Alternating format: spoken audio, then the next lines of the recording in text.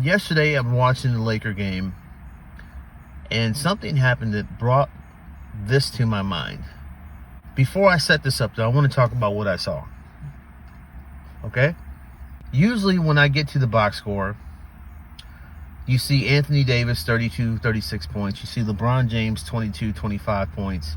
And then you see a bunch of 8s, 4s, 6s, 0s, and maybe an 11, right?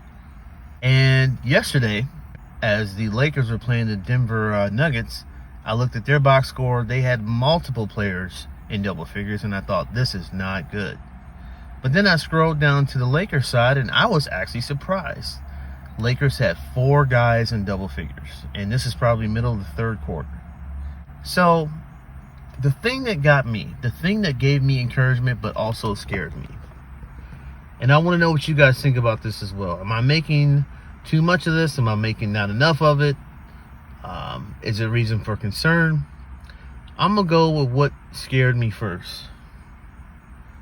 LeBron James is already doing what LeBron James does. He makes excuses. He builds in reasons why he won't succeed before he fails. And it's just like, dude, just go in and be like, yeah, we're going to win it this year, period. End of story. Nothing else to say. Cut the mic. Right? That is not what he does. LeBron James is already given reasons why the Lakers may not win a title. Now, I've gone on record before. I'm a player guy. I'm not a team guy. But if I had to pick my team, it would be the Lakers. Before that, it was the Bulls, but that was because I was a Jordan fan. My very first basketball that I watched was Lakers versus Celtics. I liked Magic Johnson in the 80s. And then I saw Jordan, and that was it. I was an instant Jordan fan. Who was that guy walking on water? All right? When he retired and went immediately to Kobe, because Kobe was that guy that put in that work that you could just tell he wanted to challenge history. He had all the skill. I don't care about all these fictitious stats. He had all the skill, and he had that thing in his chest that was just like, yeah, me against yo 5, and I'll take my odds. I like that about my basketball players. I like that about basketball. It shows how you really feel about yourself.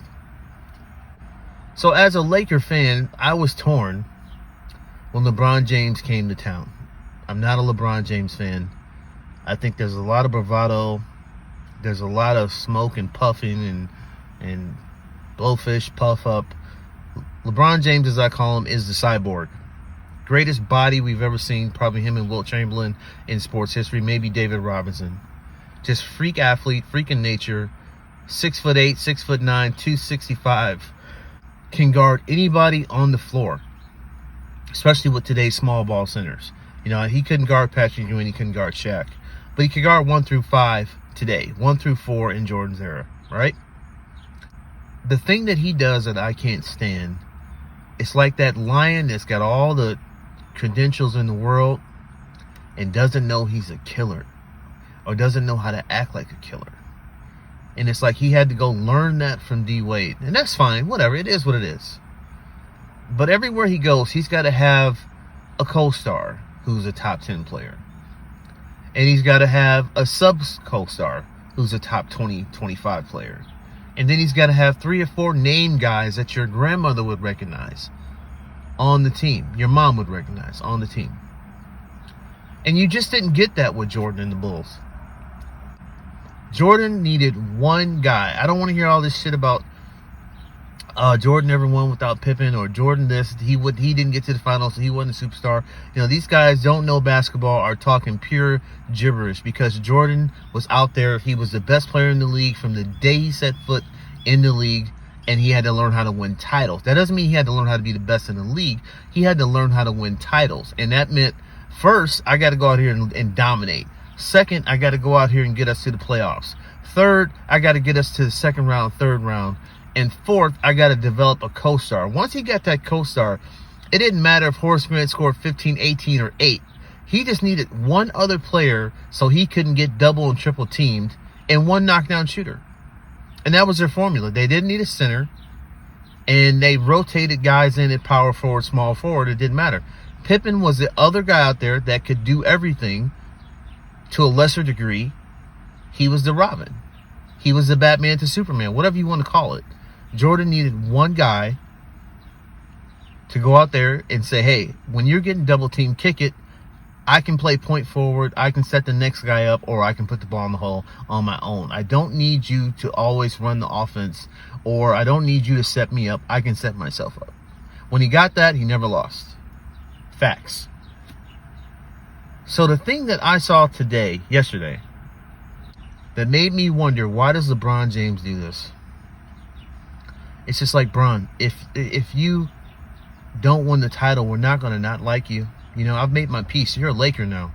And you're probably the greatest athlete the NBA has ever known off the court. You're in year 17. You're in hella shape.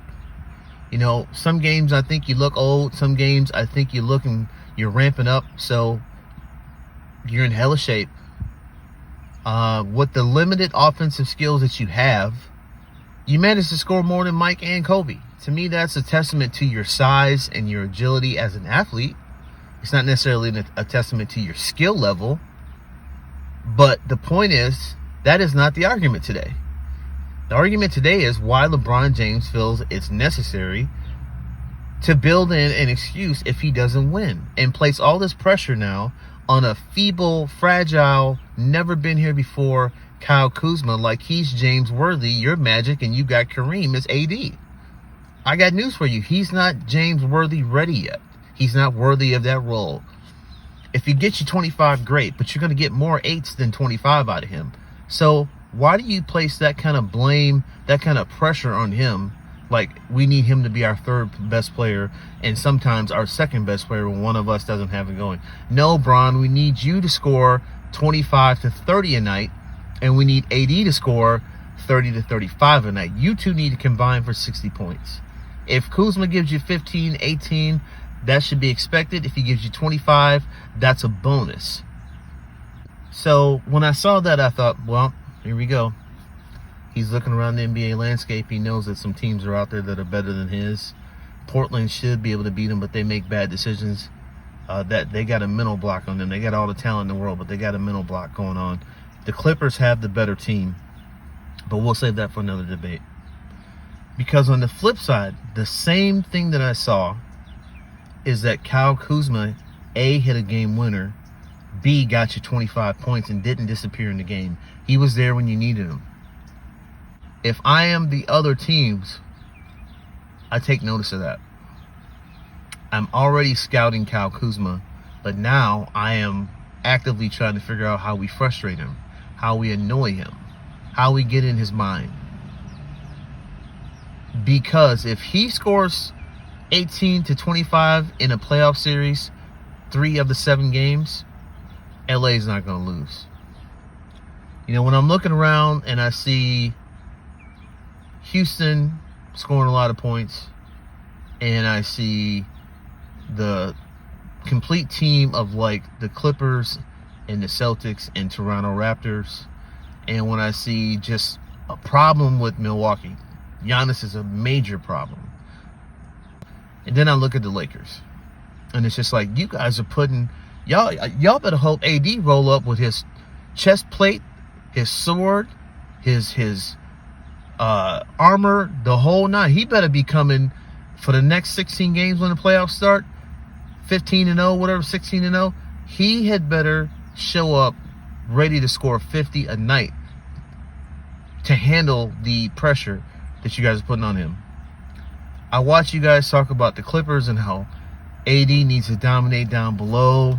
He's got to dominate Montrezl Harrell and JaMychal Green, and he's got to dominate Zubac, and he's got to dominate the twin. And it's just like, that's a lot of dominating for AD to do, who doesn't show up in the fourth quarter. That's a lot of dominating. He must be finna have some hella first, second, and third quarters. And when you put him up against Houston, he needs to punish those guys down below. Well, you know what? When they played Houston, LA shot just as many threes as Houston did. They didn't go to him the way they should have went to him. I like what some of the other analysts said. They need to feel that pain when they go small. How that changes is, if Kyle Kuzma is out there hitting threes, and he really needs to diversify his game. He can't just be a spot-up shooter in the corner. He's got to play like he did in college. In college, he drove to the basket. He hit pull-ups. He hit mid-range. He's added the three-point ball in the NBA. He needs to play the total package. 22, let's just say 22, 7, and 7. Or 22, 7, and 5. 22 points, 7 rebounds, 5 assists. And that needs to come from a combination of threes, attacking the basket, free throws, mid-range. He doesn't have a post-up game. That'll come later. But the point is, he can't just be out there long-range sniper, because when his shots are off, he doesn't know his shot's off. He keeps on firing. He doesn't think, I need to go to the hole and get easy buckets or free throws, nothing like that. That's not his game. He's not strong down low. He doesn't jump exceptionally high. So use your length, man. Make these guys foul you. You're a great free throw shooter. You're a great shooter, period.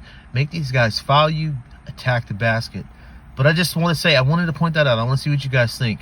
You know, is Kyle Kuzma hitting a game winner and scoring 25 a good thing, 100%? Or is it, okay, here we go, we're placing pressure on him to do this every night now so we can win the title, and if we don't, then that's my excuse.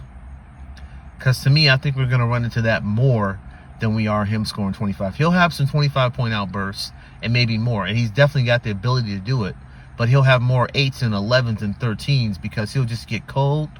You're going to see the same team, you know, between 4 to 7 games, and they're going to game plan. They're going to frustrate you. They're going to get in you.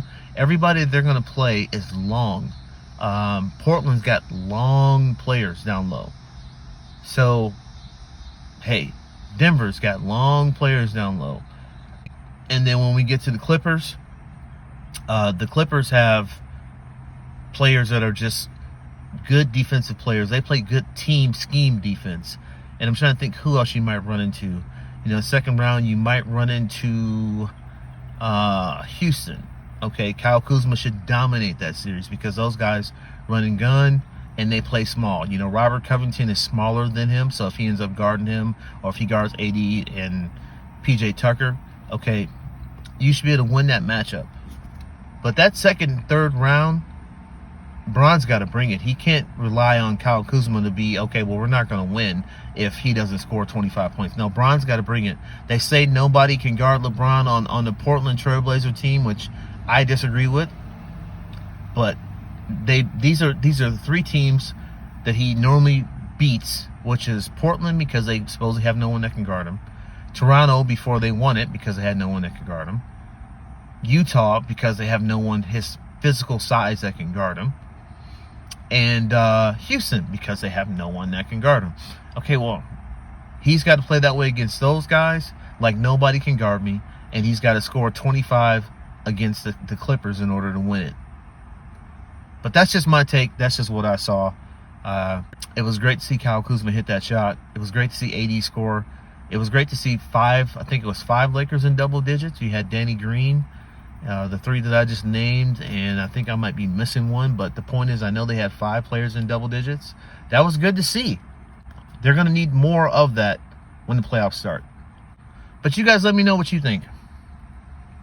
You think LA's got a better chance with Kyle Kuzma and this newfound confidence and friendship with LeBron, or is this just LeBron building in an excuse to lose?